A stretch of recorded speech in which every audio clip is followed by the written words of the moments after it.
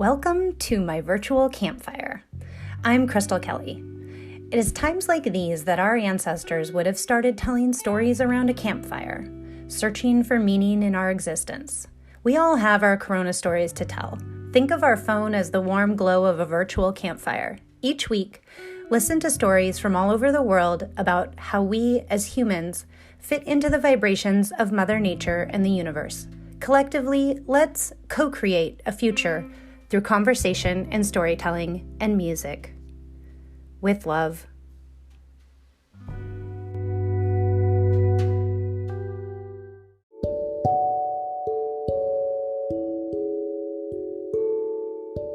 In episode 8, I catch up with Joey McCune. Joey is a sound healer and love-infused vibrational alchemist. Joey shares her unique and sacred vibrations deep in the jungle of Mexico. Ancient Mayan structures and even a meteor crater envelope her property.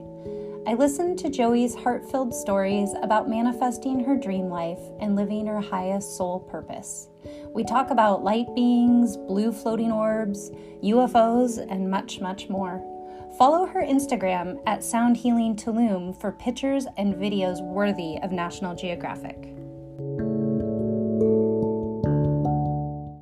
All right. Hi, Joey. Hi, Crystal. So wonderful to hear your voice, and you were the very last person that I got to travel to go see before Corona shut everything down. And so we went to Mexico, we went to Tulum, and we visited your beautiful sound temple. And it was a magical experience, I'm going to say. And I'm also going to say that your property in the jungle that you have beautifully manifested into such a really wonderful setting is one of the top properties I've ever been to in the world. A favorite. You're going to make me cry. That's exactly what we want people to feel like when they come. Thank you for saying that. That's so nice. Yeah. So tell me about it, because it really, truly is special. And I want people to hear about what it means to you and to Mitch. And yeah. Okay. Well, as you know, we were city folk. And both of us are, although Mitch grew up in San Francisco and I grew up in Sequim, Washington, which is on the Olympic Peninsula, Mitch spent his summers in Montana. So he grew up in the country, basically in the summertime, and I grew up in the country always. So we really aren't city people. Our hearts are really kind of in the countryside. And although Seattle offers amazing, mountains and rivers and lakes and everything, our work got so crazy and busy that we started to get really overwhelmed, and our kids grew up, were out of college on their own adulting. And we looked at each other and said, well, I should go back. We both had our own spiritual awakenings in our life. And then when we met each other, it just continued to grow. So as I'm sure you're aware with your spouse, when you have someone that you're growing with spiritually like that, the awakening just continues to double and grow tenfold all the time. It's amazing. And so we knew that we had some responsibilities, getting kids through college, doing that kind of stuff before we could go off and be crazy wild hippies. And so we did that. And we actually had a 5-year plan, and we did it way earlier. So about 2 years into that 5-year plan, we just looked at each other. We're like, let's do this. Let's just do it now. And we really just waited. I was called because I was doing my sound healing on the side. It wasn't my main business, obviously. Real estate was. I was getting super, super busy and backed up, and just like that was becoming my priority instead of, I don't want to say it wasn't priority in real estate, but I was just getting really, really busy, and I had word of mouth. I was getting crazy busy. So with my sound healing, and I felt very called to be truly of deeper service. And I knew I couldn't do that from where I was. And so Mitch also had this feeling, and we didn't know what we could do, because it's not like we're doctors that can travel internationally and go help people or anything like that. But we just said, you know what, let's just be crazy and do this. Let's just sell everything. And if the universe wants us to do this, we're going to have doors open. And that is exactly what happened. So we took a year and traveled a whole bunch. and just worked really hard in between. And we were in Costa Rica and Ecuador. And I mean, we thought about Bali, Thailand, Belize, Mexico, Colombia. Like we tried all over the place. We looked everywhere, and we kept coming back to Tulum. And I didn't love Tulum at first. Like at first I'm like, what is everybody talking about? This is just this little kind of little dusty town. And yeah, the beach is cool and stuff. But I had this draw there, this kind of vortex of energy that kept pulling me there. And so after our 6th time there, and we must have looked at, I don't know, 40 to 60 properties. And that's not an exaggeration. Yeah. And obviously with a real estate background, that's crazy, right? We just weren't finding anything. And we rented a house, a vacation property for a couple of weeks. And at the end of it, the gal came in and said, and we kept saying the whole time we were staying there, I just wish we could find a place like this. And so we, the lady came in at the end. She's like, hey, so we're for sale. I don't know if you knew that. And there's no MLS in Mexico. So we were unaware that the house was for sale. And of course, it was not priced in our price range. Isn't that always the way it happens? And we looked at each other and we're like, let's do this. Like, this is totally crazy. We are spending all our money, but let's just do it. Something will happen, right? So that's kind of how we found the property. But there's more to that. We, back in Seattle during all these travels and stuff, we put our house on the market, and our house was definitely a home that was more improved in the neighborhood than other ones. And so that was going to be a big deal to get a price that we felt was necessary for it. Mitch's company isn't one that usually sells. That kind of construction companies don't usually sell very quickly or easily or at all.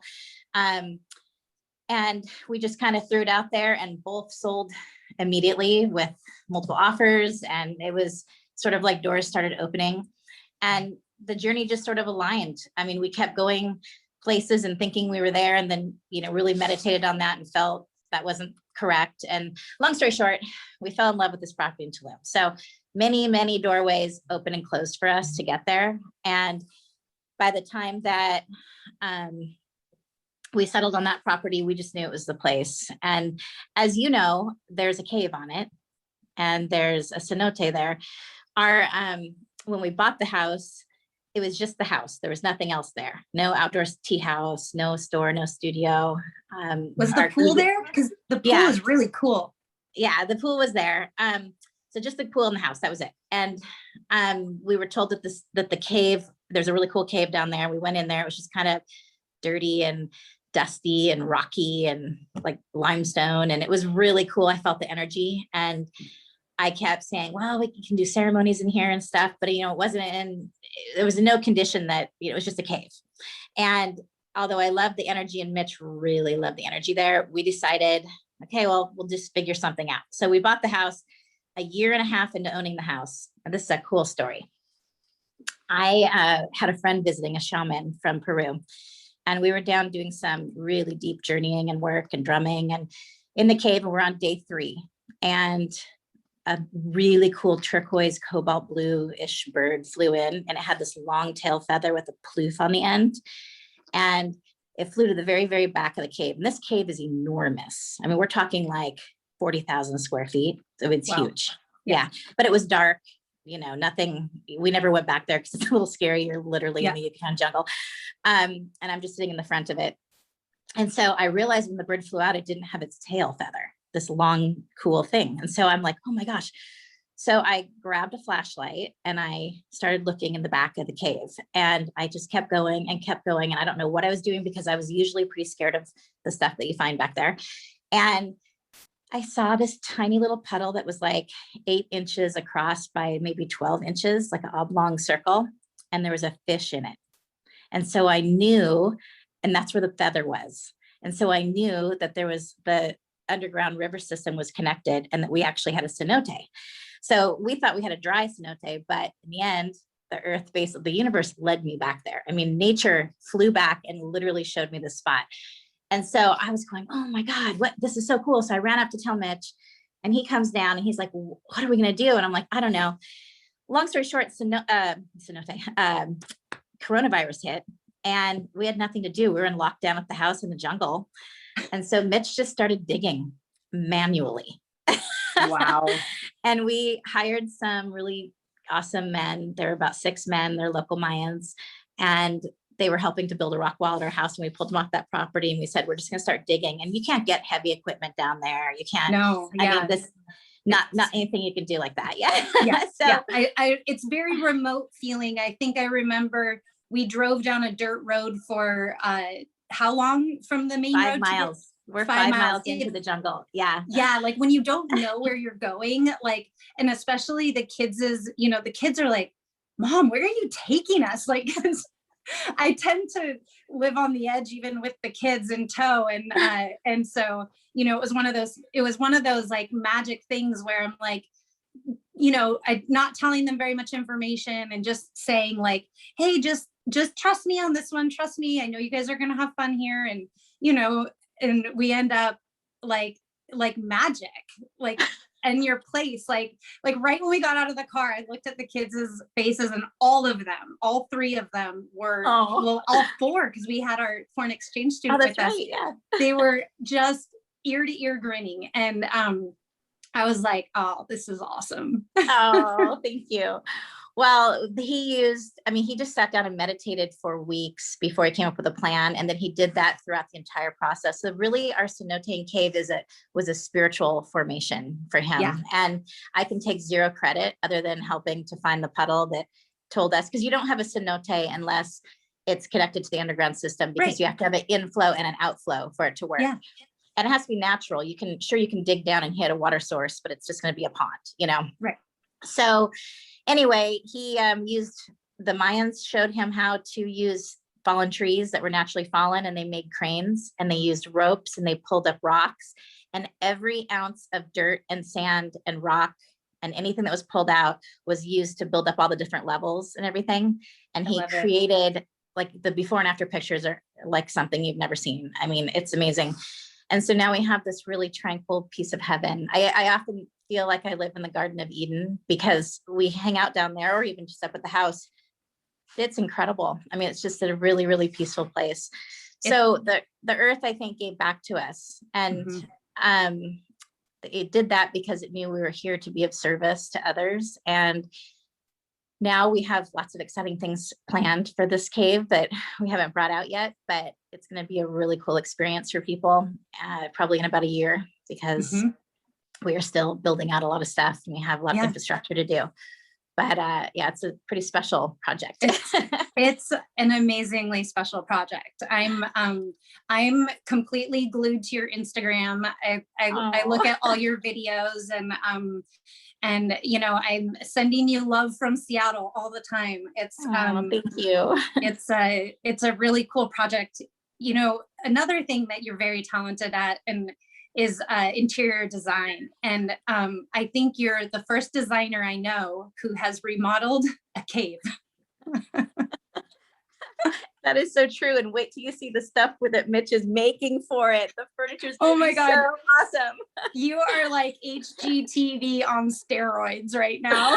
Well, I'm laughing because it's funny that you noted. Thank you for noticing that. I love design, and obviously Mitch does too. And with the real estate and design background for me, and he has design, architect, and construction background. So that's our thing we do together, right? And millions of houses. Ironically, we share the same thing because you and I have a very similar background, and our husbands have really similar backgrounds, and we're both attached to our twin flames, our soul people, which is very rare, Yes. So I think, there's even a magic in our friendship that we have that is I don't know where it'll go, but it's one of the reasons I wanted to chat with you and hear everything that you're doing, because it truly is inspiring and amazing. And I think everybody needs to hear your Joey and Mitch's story. Well, thank you. We've had a lot of fun, and we laugh all the time because we didn't know what we were doing. First of all, you moved to another country, and people think that Mexico is easy because it's English speaking, but we moved to the Yucatan that's Mayan and very traditional Mexico. It's not the same kind of Mexico that, you eat burritos and drink tequila and dance in clubs. Like that's, as you know, that's not the kind of place it is. Right. And then add the jungle to that. That's a whole other layer. And learning, sure, I took Spanish in college and high school, which I completely forgot. Mitch is dyslexic, so learning Spanish is not going to be happening. Okay. He knows like 20 words. He ran Mayan cruise through example. That's literally what he did down there. And then it was when we were done with the project, still not done, but when we're done with the phase that we're at, the men cried and held him. And I have such a beautiful, beautiful photos and videos of that, because they were just, they really admired him for his work ethic, because he wasn't just bossing everybody around. He was in it and doing the work with them and creating. He was probably doing more than two people. Yeah. I mean, I've seen him work before. He's like, he's pretty impressive. I will give it to the Mayans. The Mayans are amazing. They are Mitch on steroids, and one little guy that's 5 feet tall is like 6 men. Okay. It's unbelievable. Mitch is just like, oh my gosh, these men are incredible. So we give them credit for their hard work. But anyway, so then we're laughing. We're like, God, maybe we should make this our house. Like, maybe we should live down here, right? Because it's so cool. Wild. That would be wild. We came up with a better idea, but I know I can't wait to share that with you someday. But it's a secret for now. It's okay. That being said, designing and decorating has been really fun. And Mitch made, we had 3 hurricanes this year, and so we had a ton of fallen trees, obviously, and obviously our house is all glass. So we were really worried about that whole experience. And coming from the Northwest, I was not excited about a hurricane, and our house is not hurricane proof whatsoever. I mean, we have hurricane glass, but that's only good for such a high speed of wind that we knew it was going to surpass that. But he took all those trees and roots that fell, and he made the furniture and created. So, I mean, like, awesome. It's amazing. The stones that came out, he made sinks out of it. And I mean, I wish there was a way to like sell the furniture and ship it somewhere, because he makes amazing stuff out of the trees that fell. That's so it's really cool. Yeah. So one thing that popped in my head, a memory I have when we were there, the cenotes that we were talking about, they kind of sprinkle the Yucatan jungle. Am I correct? Like there's a whole bunch of them. Yeah, there's like 8,000 known ones, and mine's not a known ones. There's probably several like mine. So what's cool about Tulum is that when the meteor hit to begin the ice age, that hit literally Tulum. And so that's why people feel there's a vortex of energy surrounding it. And I think anybody who's in the know or awakened would definitely feel that when they're there. And the cave energy, I mean, it's older than the pyramids of Egypt. Think about it. I mean, this is Earth. This isn't a building that was built. So this is a really sacred feeling place, of course. And so when the meteor hit, it broke off into lots of little pieces, and all those little pieces that hit created sinkholes, and those sinkholes are the cenotes. So of course there's thousands of them, and the Mayans believed they were sacred pools, or an entrance to the underground world, basically, or the cosmic underground world. And so they did a lot of, rituals and ceremonies with it. In fact, there's one, I believe, under Chichen Itza that they just found. So, I mean, there's many, many cenotes, and they're considered to be pretty sacred water and sacred earth areas. And so just all the pieces of the meteor that hit created all these kind of circular shapes, and then made these sinkhole ponds everywhere. Some are in caves, some are outside of caves. If you come down the stairs from our house and look, you see an enormous circle where the meteor was. So it's a big round circle, like a meteor. Yes. Like obviously the meteor itself isn't there anymore. The impact, who knows what happens to him over time, but it's an enormous circle. Like it's really cool to see. And people come down the stairs. That's why we built our stairway coming down from that. And people just go, oh, I mean, you're out of breath. It's crazy. It's hard to show on video, so I haven't been able to capture it, but it's amazing. And we're all 100%, by the way, off grid. So we're solar energy, and all of our electricity and everything is solar. We're pretty sustainable. We're doing what we can. It's hard in Mexico because they don't really have recycling and all that kind of stuff, but it was important to us if we moved that we wanted to be off grid and try to learn to live sustainably. So I'm still learning about growing things. That's hard there because the jungle climate is ridiculous and you have lots of animals eating everything you're trying to grow, but we're working on that. But as far as the solar energy goes, that's been pretty exciting because we are doing everything we can. So all of the wood that you see that was built for stairways or anything that you see is all from fallen trees from the hurricane. So we didn't buy anything. That was all stuff taken from our earth. Yeah, it was pretty cool. I mean, because I love design as you do, and I love projects, but sometimes I do feel a little wasteful, because the way we have to source things, and I've always been really creative about reusing materials, and when Jason demos a place, we make sure that barely, only the bare minimum goes to the dump, and he's really conscientious of that. But what you're doing is so cool. I just love it. Well, thank you. I have learned something, and I'd love to share this. We thought that having, 80 to 100 solar panels and all your batteries and everything is keeping you green. That's not really the case. So, we bought this house. It was obviously, we're so far in the jungle, we have to be off grid. I mean, there's no electricity out there. So we beefed up the solar system so that we could, I needed some AC like in my studio and the sound temple and stuff once in a while, because everything's all glass and the heat there, as you know, is pretty intense. So we had beefed up everything solar wise, but then we realized, wow, this is amazing. The batteries only last 3 to 5 years. And when you're done with the batteries, they have to be thrown into a garbage dump. And there's no other way, there's no place to recycle them or get rid of them. And so we were really disappointed by that. And we try really hard not to use a generator, because that's gas and it's noise and it's, disruptive to the animals and stuff like that. We also had to beef up our septic system because we didn't want any leaching going into cenotes or into the earth inappropriately. And that's a problem in Tulum. So we had all this infrastructure that we did. And it was kind of disappointing when we realized how we weren't as green as we thought we were. And so what we've done is we just paid to have electricity come down the road, which is not a small feat. And we're waiting for the final installation, but it's begun. And we're then going to be what's called grid tied. So we're going to not have batteries anymore. We're going to tie directly into the grid with our solar power. And we 100% will use way less than what we actually produce. So we're going to be giving back to the electric grid and only using a portion of that. We then will not have a generator, and we'll also not have any batteries that have to be disposed. So it's actually greener to live that way. Then it's a little more expensive, but it's worth it. It is worth it. And it's, does that bring electricity to any of your neighboring houses? I know you can't see any other homes there, but I know you mentioned you had neighbors. Yeah, there's 5 or 6 of us tucked up back in the jungle. We all shared in that cost to bring it down. Okay. Yeah, I mean, we're the farthest into the jungle, so it was most for us, but everybody took a portion of that, which is nice. Yeah.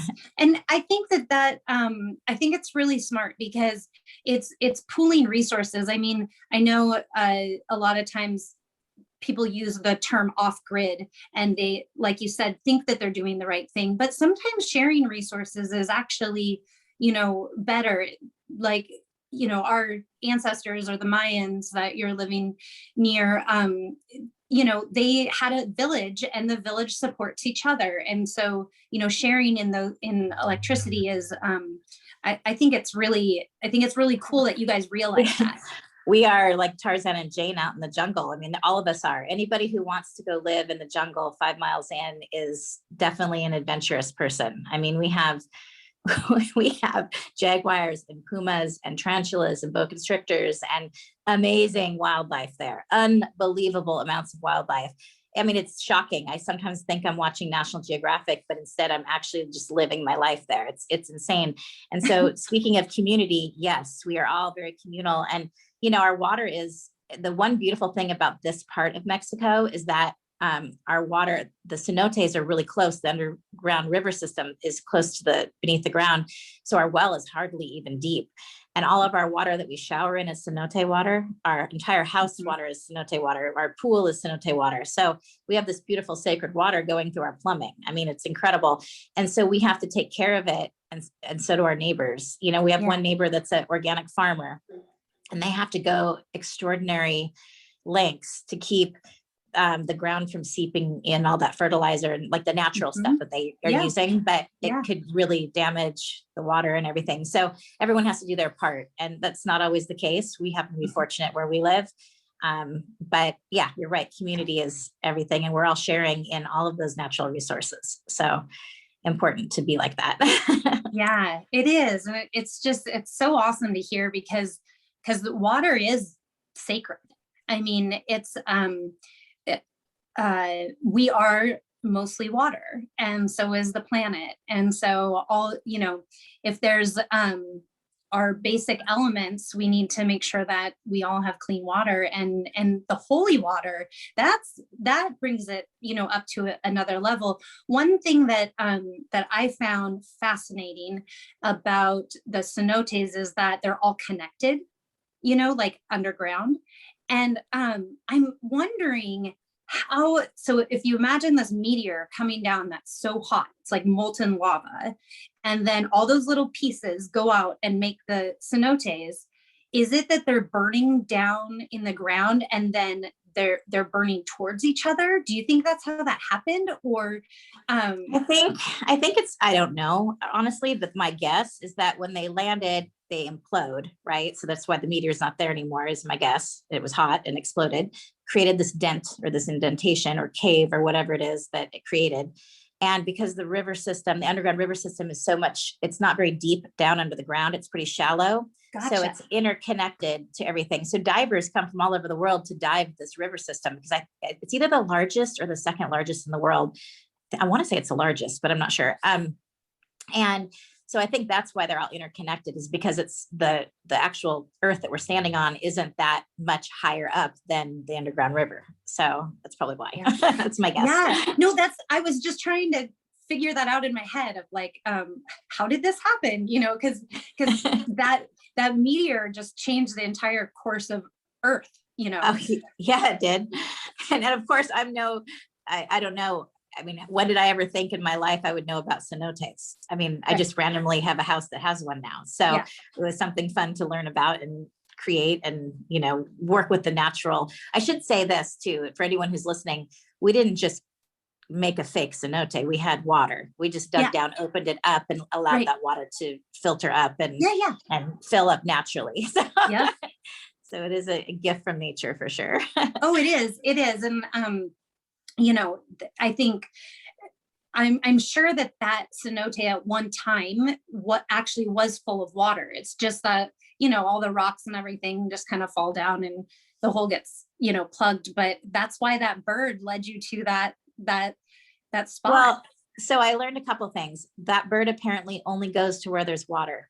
So I still don't know the name of it, but people know what I'm talking about when I'm explaining it, and they tell me that. The other thing is when you're in the cave, I can't wait to show you this when you come back, because you were there in the evening last time, so we couldn't look at it. But when it rains, it's actually dry inside the cave, but there's a couple of like tubes that the water comes down from up above, because the jungle's above us in most of it. And you'll see, first of all, tree roots, and there might be 50 to 100 trees that have gathered together and their branches swirl together and come down to drink the water in the cenote from up above. And then there's huge rock formations inside that have been created from thousands and thousands of years of the rainwater dripping down. And because there's minerals in the earth, it's really, really thick limestone and tons of minerals there. Our water is really hard. It's created these great big formations that make it so beautiful in there. So it's pretty incredible. It's very old. I was talking to a friend of mine who's on a National Geographic docuseries the other day. And so they're doing, I was kind of doing a behind the scenes of like what it's like. And he's living off grid north of the Arctic Circle. Oh, wow. So he's polar opposite of where you're at. You know what I mean? Like if you could have a combination of fire and water, that's you two. Oh, that's cool though. Yeah. Wow. Yeah. That's really neat. I mean, he's just doing the opposite extreme for sure. Yeah. And he said that a lot of people have asked him, why the cold? Like, why don't you go live off grid and, in somewhere warm? And his answer was, because the bugs. Oh, yeah, we have lots of those. That's been something to get used to, let me tell you. Yeah. I mean, I can't imagine like I don't know, stepping out the door and maybe stepping on a scorpion. And the They're in your spiders. bed. I have them in my God. bed. Literally. Yeah. We have, I can't even tell you, like our house is like, you can't, houses aren't built like airtight, like in America. It's just, I mean, it's a quality, beautiful home, but it's just not, otherwise it would be the heat and the humidity would be too much inside. Yeah. And since we're off grid, we don't have AC or anything in the house, just in the bedrooms. Things get in a little bit. It's amazing. I mean, I had a snake open the door to try to get my dog.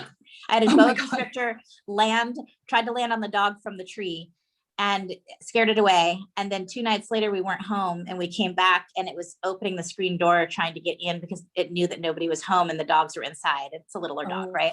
Yeah. But no, our little dog got stung. Mitch has been stung sleeping in bed by a scorpion. And our little dog got stung in the middle of the night, almost died. I thank you, God, for not letting me get stung by a scorpion. I'm super scared of them, super scared of them.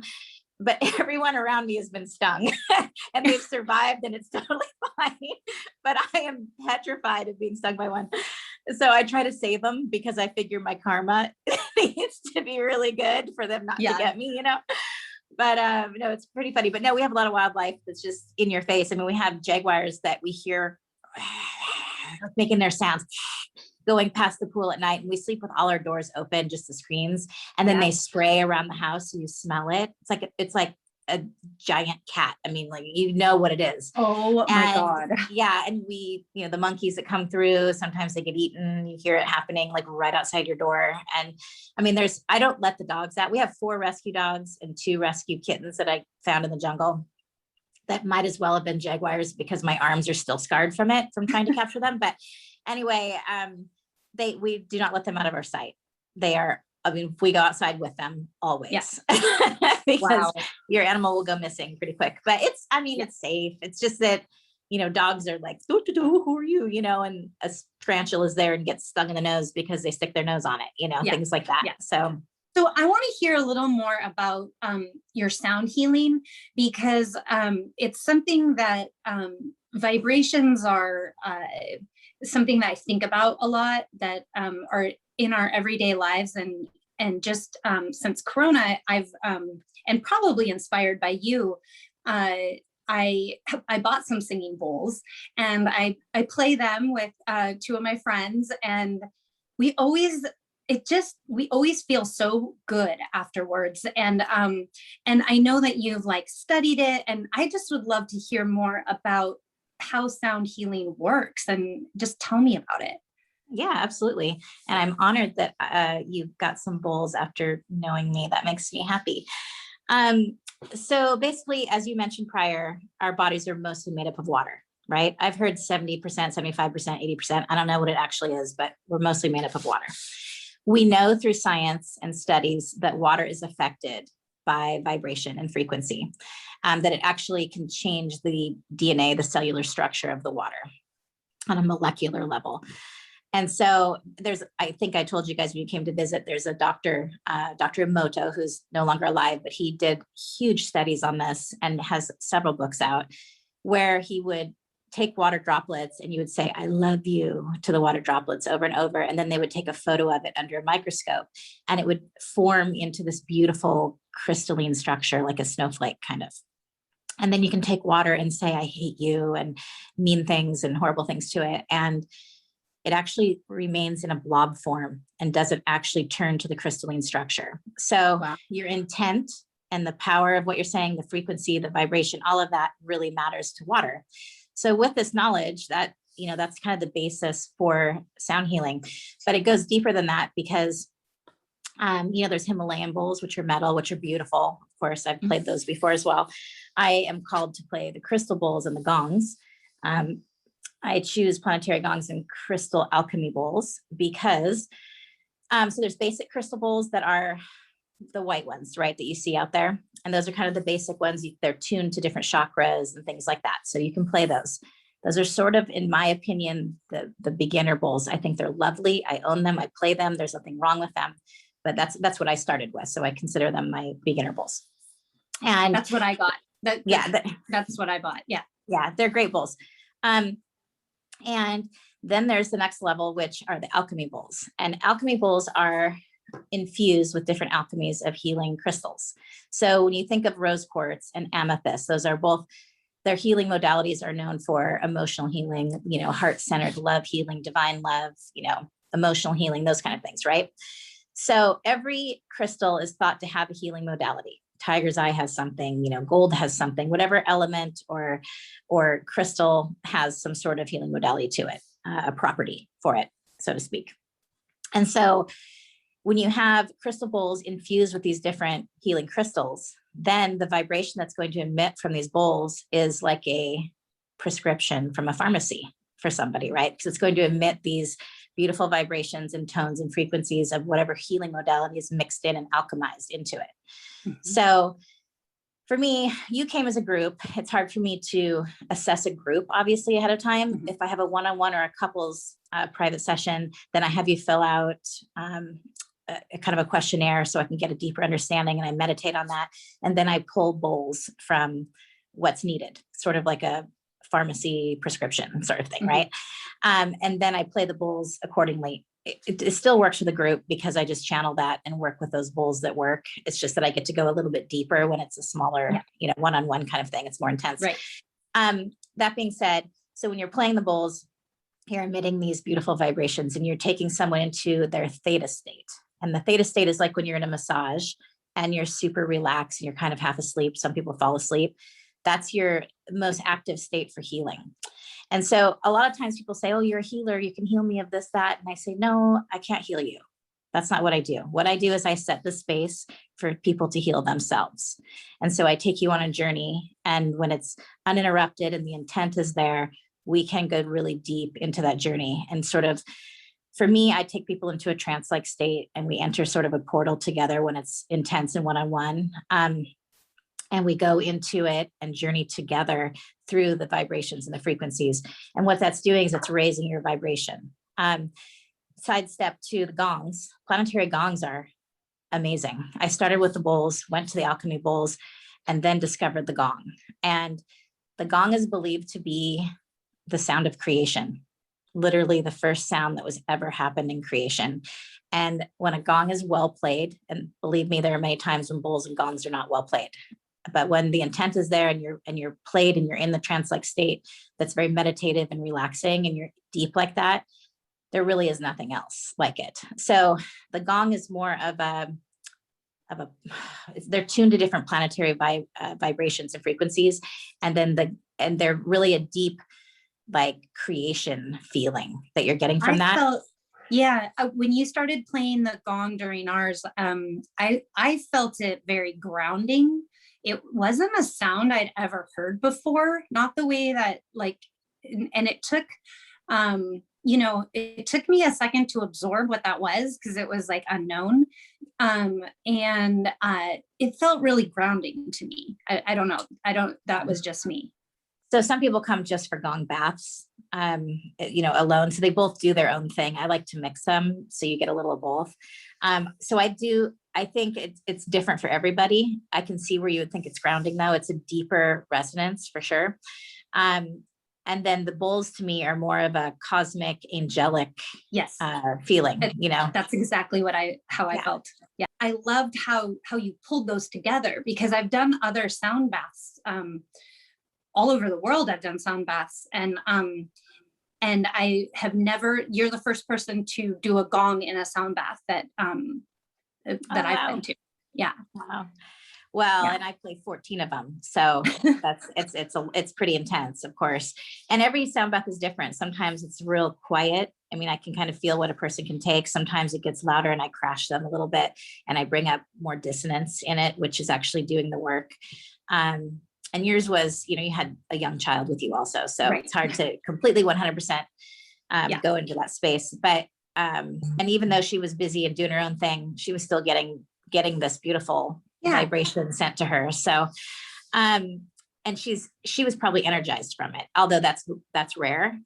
I often have kids that are so asleep that they're packed off and never wake up all the way through the jungle back to the car. And like they're not waking up. Yeah. And, I'm the same. I get energized by things like that. And things that drain other people actually have the opposite effect on me. So I wasn't surprised that she had that reaction. I kind of had a feeling that she was going to be all over the place. But since I've had my bowls at home, she plays them. She's 5 now and she plays the bowls. I love that. Wow. Yeah. That's awesome. Yeah. So I think she definitely absorbed what you were doing, you know, because she was watching me like a hawk. Okay. Yeah. Yeah. She was learning. It's like, and you know, I was just talking to a Navajo wisdom keeper, and she said one of the most important things is bridging this generational knowledge. So what you've done in your lifetime of awakening and really finding out your highest purpose, your soul purpose,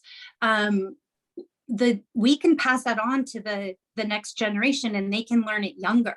And then, you know, and so to me, it feels like it will have a ripple effect in the next 7 generations of, you know, just imagine how much more of a empathetic and kind culture and humankind can return to where it should be, you know, and in tune with nature and just compassionate. And so I think, you know, having Penny at your sound bath is that bridge. It's really important.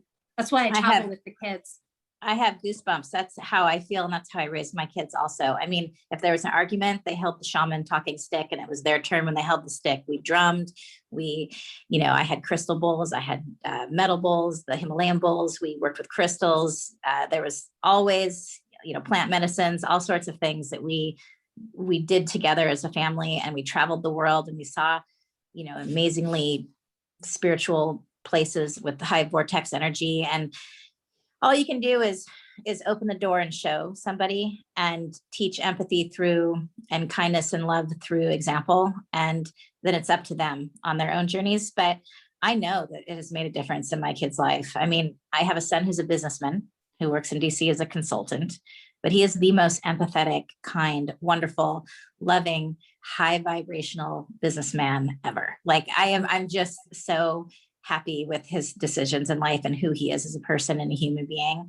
And I think when we have children, it's our duty to raise them and give them what they need so that you are putting forth better human beings in the world, not spoiling your children, not whatever. It's more than just giving them things and telling them a good job. It is literally living through example, and also making sure that you're putting forth an empathetic human, because that's the problem that we're seeing right now. And my daughter left a high-powered software sales job, and she was killing it, and is now studying she'll be a doctor of acupuncture in a year. And she's also going to be doing, she's like a triple track where she's doing that plus herbal tinctures and stuff, so she can prescribe that kind of stuff and make her own essences and things. Yeah. And she's an energy worker. My son it could be an energy worker, chooses to be in the business route right now, but definitely is a high vibrational being and has lots of experiences with that. But that being said, I think that traveling and showing them the world and taking them with you and raising them to be around things like that and being open in their heart space to experiences like that, so they're not just judging. I mean, it's kind of, my kids went to really, sub-Ivy colleges. They're telling everyone their mother lives in Tulum and is a sound healer and lives in the jungle. And, what does she do for a living? Oh, she has a sound temple. I mean, of course, I sound like a crazy hippie lady, but they say it with gusto and they say it with admiration, and they know what I do. So, it is crazy like that for sure. But we need a little more crazy in this world, because people call me crazy all the time, but I never take offense to it, because I celebrate it. The worst I'd want to be is normal. That's right. Yeah. I celebrate it. I mean, yeah, there's bad crazy and good crazy. I hope I'm the good crazy, but yeah, it's all good. But no, I mean, sound healing changed my life. I mean, I was already an awakened being and living a life of an awakened being. And I had a really strong vision during a plant ceremony where I saw myself in the 14th century working on people with crystals. And I knew it was me, but it wasn't me right now. I saw my arms and I saw my hands, and I was actually a woman in this vision. And I just was like, what am I doing? And I've always had an affinity to crystals and things. And I just kept getting more awakened and opened up to the idea. And I saw a bowl. There was this really weird, funky shaped kind of bowl, not like they look today, obviously. And I started looking up bowls, and I first started with Himalayan singing bowls. And I'm like, yeah, this isn't it, right? Like, I like them. They're nice, but it wasn't my calling. And of course, I think they're amazing. So please never think I don't mean anything like that. But for me, my personal journey, that wasn't what was calling me. And then someone mentioned, oh, have you ever heard of the crystal singing bowls? And I was like, I mean, I literally head turned, what? I mean, I didn't even know about them. This is many years ago. This is before it was trendy, right? And so I went online, like computers were pretty new still, and tried to find stuff. There wasn't much, and finally found some hippie store that sold something. And I ordered the set of the white chakra bowls. And this is a company that is not even any longer here. Okay. I mean, like, this is so old. And I get the set and I'm so excited. Of course, I do nothing small. I always go big. And so I order the whole set of the biggest size. And I'm thinking, okay, I don't even know why I'm doing this. Where am I going to put them? And what am I going to do? And I don't even know what you do with them. Like, really, I had no idea. I didn't even know about sound baths. And so they show up in the living room.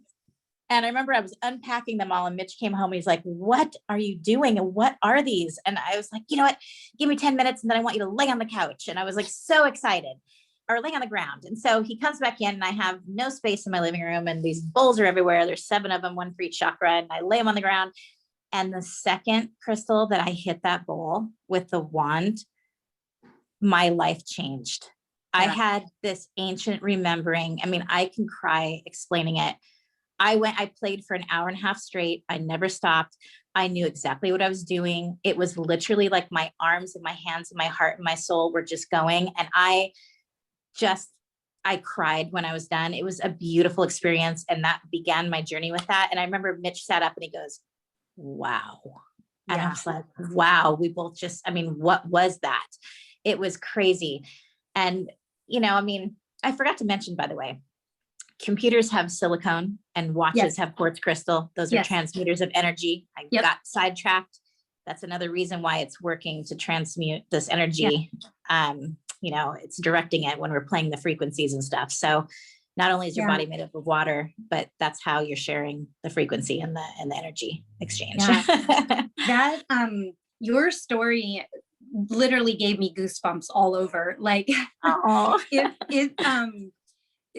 it's amazing when you have that sudden knowing of just an knowing of the knowing, something that is so deep rooted in you that you don't require any training or anything. It just comes through. It truly is a gift.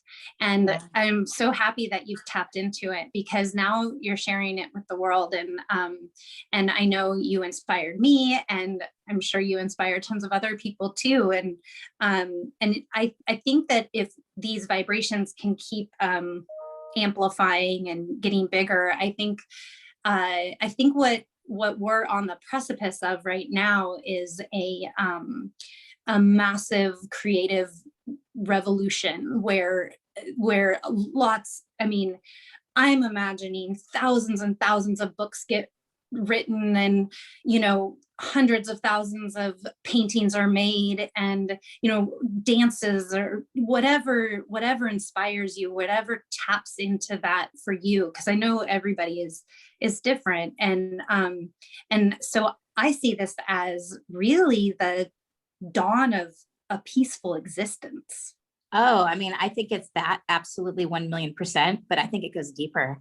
Okay. I am looking at the fact that what just uprooted us, we left a pretty nice lifestyle and successful careers, and just left it. And we're literally driven from our souls to go and do this. And I could go on and on about that part of it, which would bore you probably, but it was a calling, and we heeded that call and we moved. And we found the location, which was difficult. And we finally settled and we started building. We didn't even know what we were building, Crystal. We were just called to build a sound temple of some sort. And I mean, there's not many of them in the world. There really aren't. And Yeah. I mean, there's the pyramids of Chi in Bali. There's, small little people call them sound temples in their yoga spaces and stuff. And they do that. And that's beautiful and it works. But I wanted a place that was specifically built to work with the residents of sound healing, whatever instrument I'm choosing to play. And so we did that. And we tied into the crystal grid. We're pulling energy from all different directions. And this was a very sacred journey that we were on as we were building it. And it goes beyond that because we were done and settled and starting in and really building our following. And then coronavirus hit and the Aquarian age began and all of these things. And I believe that we were called to do this like many other light workers and energy workers all over the world to get themselves situated and put into a place that they can now be of assistance at this great time of need. And what our job is simply to raise the vibration of the planet. And we are working together. And whether we are astral traveling, whether we're channeling, whether we're doing hands-on energy work, whatever it is, and it could be one or all, we're doing it. And none of us could foresee that this virus was coming. None of us could, I'm floored. I'm floored that this happened, that we were situated right before this all happened. And now we're here, we're soldiers. And this is what it is. And you're leading podcasts and you're leading tours to Mount Shasta. I'm leading tours to Egypt. I'm doing, sound healing in this amazing sound temple. I have people coming for ceremonies in a cave. We're all doing our part. No one is better than the other. We're just all doing our part. We're all soldiers together in this. And it is a amazing army that's coming together. And I mean, there's just no explanation for it other than people have awoken. And I woke up 15, 16 years ago, preparing myself unknowingly for what's happening at this moment. So the time is now for sure. Yeah. And it's, I want to cry because it's so beautiful. And, I think our world is going through the dark night of the soul. We are all going through this right now. And we've been through that. So we know how hard it is. And we're the light at the end of the tunnel, kind of saying like, hey, there's light here and it's really special. And it's, and this is like a metaphor, but I was in Peru and I went into a cave. I was led into a cave by a Peruvian, and he said, trust me. And I had Penny, she was one on my back, and the cave was low, like you couldn't stand up straight in it. So I was like leaning down, and we start walking into the cave and it goes completely black. There's no light.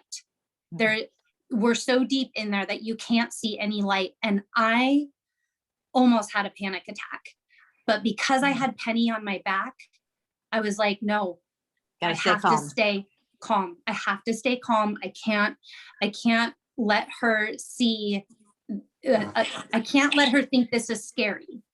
And I stayed calm, and he reached back, and he was ringing a bell.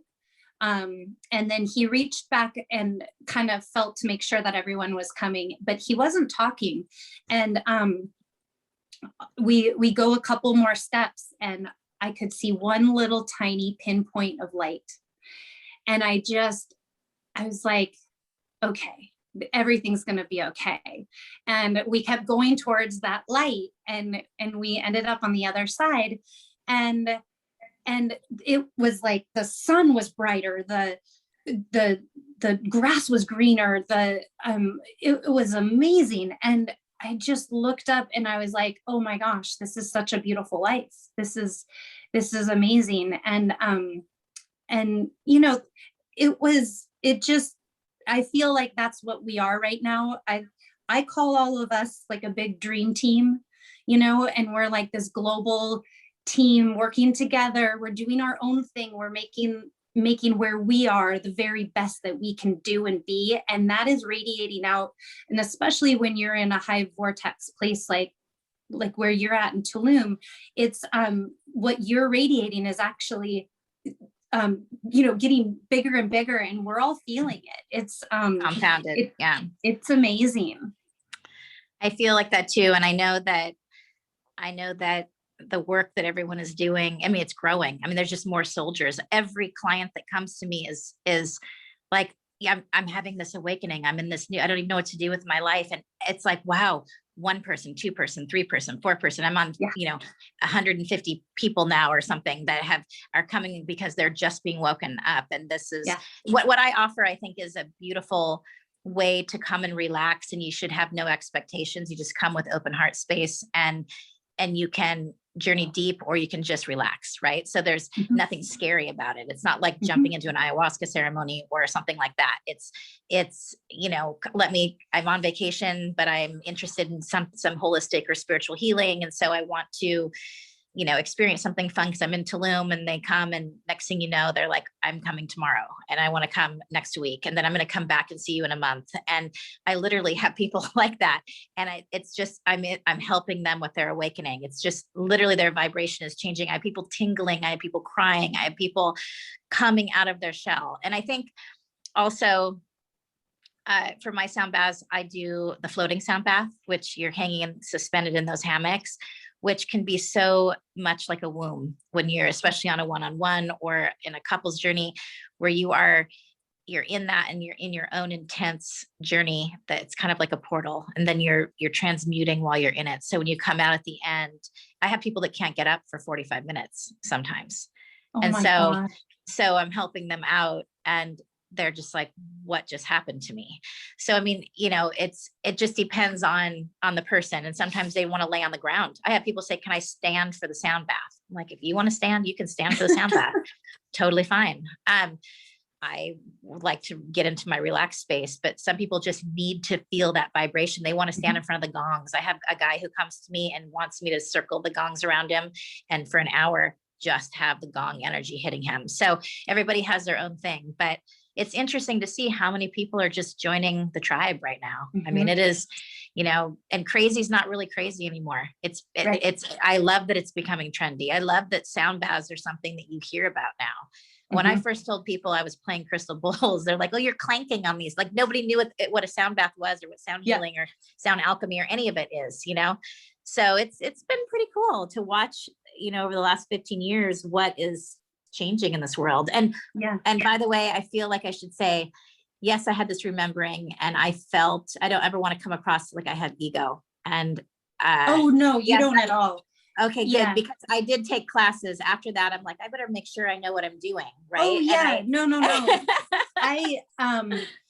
I think everything that you say and do is very heartfelt. You can tell, and sometimes, it's we're all here to do our purpose, and when you're led by the heart, like you are, even if you do something extraordinary and amazing, it's still wonderful. It's not like a ego or anything. I have one. So I had a vision of a big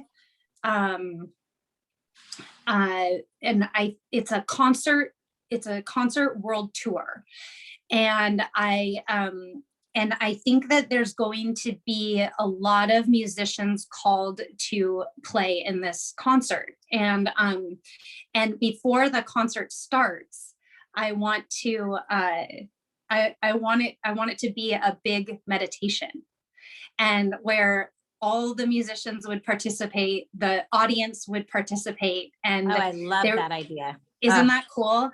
Yes.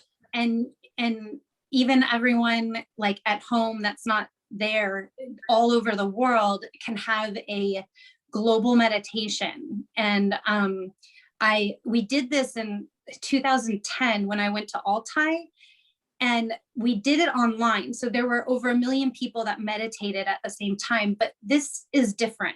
I think that this bringing the musicians to the table and the sound healers like yourself, I think is it's a higher calling, and it's I don't know, this vision just, and it won't. Well, you're bringing awareness to the fact that we're gonna connect. It's connection. It's cosmic connection. It's consciousness. We're gonna connect, and then we're gonna enjoy this. But we're all gonna be connected. Yes. Sort of like that.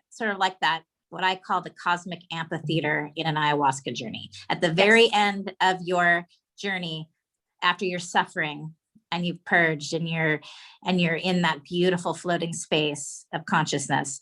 I feel, Mitch and I always say it's the cosmic amphitheater where you feel and you hear someone breathing, and then you take in that love and you share that love. And I know it sounds so hippy dippy, but it's so true, right? That amphitheater of love and cosmic space. And that's what it would do. You'd be bringing awareness through meditation and connection, and then enjoy that beautiful, just ride high on that vibration the whole time. Yeah. That's really beautiful. I know. I've been calling all of my highest, because I'm a connector. You probably know that already. And so I've been really connecting the dots all over the world with this concept. And I think some things have stepped forward that I just have this dream, and I hope it comes true. Just like your shirt that says "Beautiful Dreamer." I love that. Oh my gosh. And I wore it to bed too. So awesome. Keep stoking the fire. No, I'm just kidding. No, it's great. I love this idea for your podcast. I think it's wonderful. What a beautiful way to share for, all different perspectives on all different, topics. It's super cool. I had it, it came to me in a San Pedro ceremony. And it's funny because when things come to you, they sometimes take slightly different form than you think they will. And so it came to me that I was supposed to tell other people's stories. And I thought I was supposed to write about other people's stories because I think of myself as a writer. And so I kind of, this is about, 7 years ago or so. And it kind of was confusing to me because I kept thinking, well, how do I write someone else's story? I didn't quite know how I was going to pull it off. And, but I knew it was there. And it's funny when we slow down and we have coronavirus and we're at home and we have time to meditate so much. And I realized that, I'm not actually telling everybody's stories. They're telling them to me, and I'm just the bridge to broadcast them. And so once I made that realization, I was like, oh my gosh, this is what I'm doing. Yeah. That is super cool. I love this idea. I think it's fantastic. I can't wait to hear all of your episodes. Yeah. More things like that are going to keep happening. I know that, there's been like this whole Shasta thing. It's kind of funny because there's been kind of some drama with the group, and like one person that we were climbing with dropped out already. No.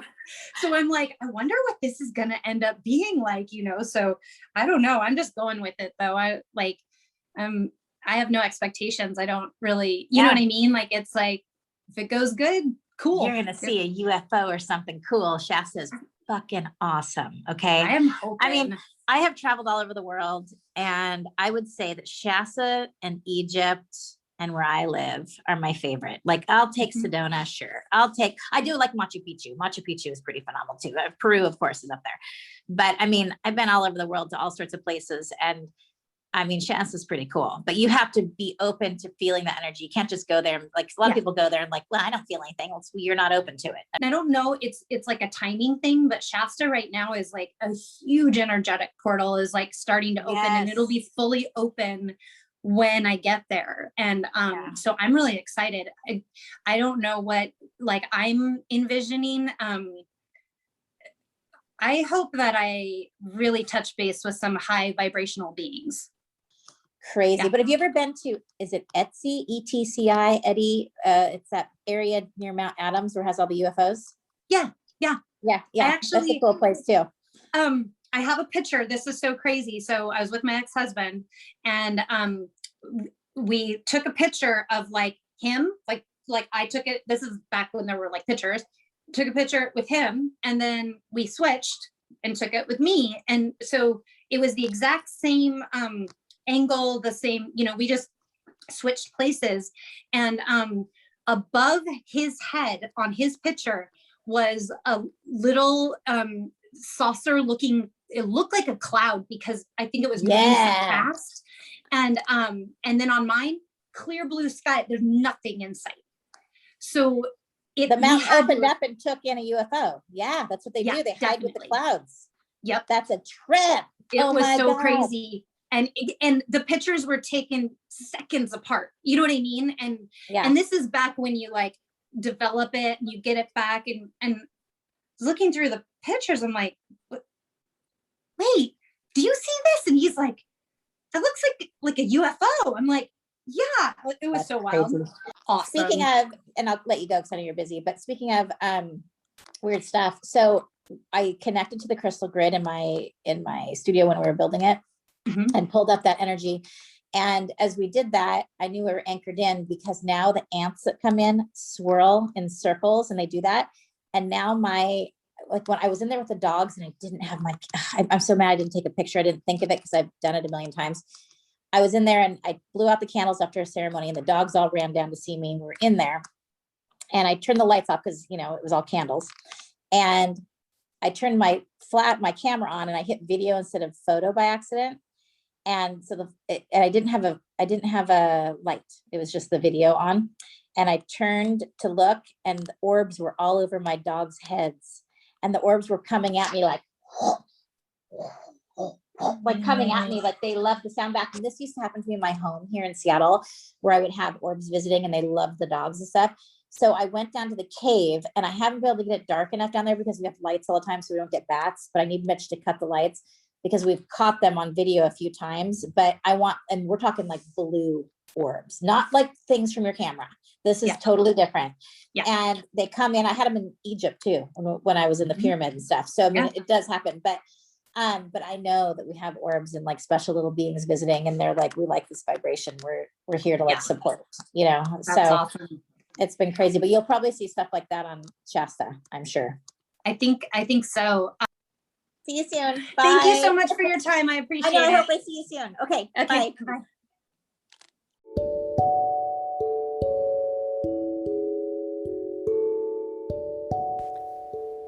Thank you for listening to my virtual campfire. I'm humbled and grateful, and with heartfelt thanks, thank you for listening all the way to the end. I hope that it caused a vibration or a thought or sparked something inside of you to make a positive change.